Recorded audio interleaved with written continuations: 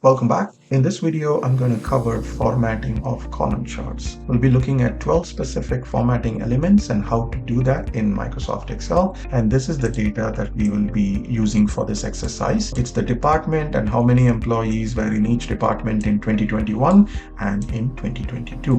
Use this data and insert a column chart. This is what it'll appear, and that's what I have here as my starting point. The first one is the chart title. You can see that it's visible and you can edit it.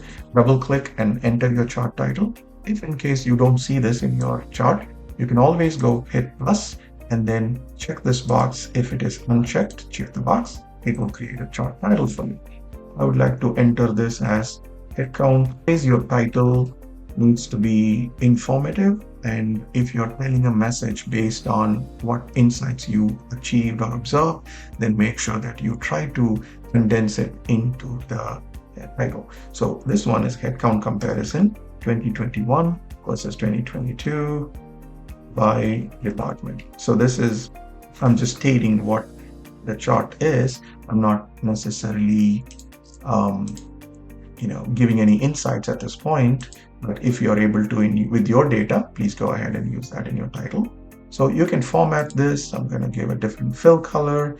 I'm going to do this. And you can also change the size of the font of the title by going here. You can also change the font if you want to change the font. So this is all about formatting the title. That's number one.